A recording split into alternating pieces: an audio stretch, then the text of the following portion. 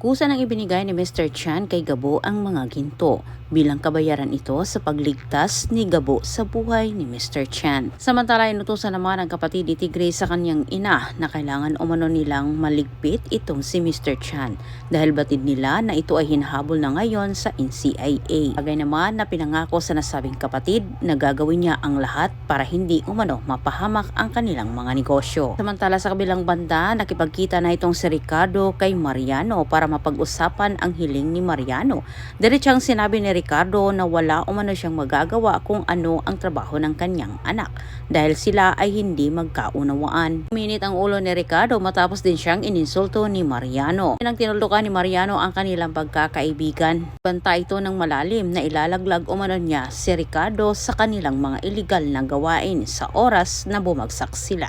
Samantala, hindi naman hinayaan ni Samantha na mauwi sa wala ang kanilang pinaghirapan kaya't gagawin niya ang lahat para mapunta sa kanyang mga kamay si Mr. Chan. Mga oras na yun ay inutusan naman ni Tatang itong si Gabo na makuha umano si Mr. Chan para mabayaran nila itong si Gabo. Pating si Gabo sa kinaroroonan ni Mr. Chan at una niyang nakita ang nasabing grupo ni Tigre. Pagsagupaan nitong si Gabo sa nasabing grupo para hindi mapunta si Mr. Chan sa iba. Maya-maya lang ay dumating naman ang NCIA. Bagay ito nakatawag pansin sa kabatid ni Tigre. Tatagumpay si Gabo sa kanyang pangalawang misyon sapagkat habang nagtutuos naman ang grupong NCIA at grupo ni Tigre ay sinamantala naman ito ni Gabo para siya ang makakuha kay Mr. Chan at hindi nagkamali si Gabo sa kanyang diskarte. Kuha na nga ni Gabo itong si Mr. Chan kasaba ang mga ginto. Isa po tong ito na pagtanto ni Gabo na siya'y ginagamit sa nasabing grupong anino kaya't ang kanyang ginawa ay ang ginto ang kanyang kinuha at si Mr. Chan ay kanya ding pinakawalan.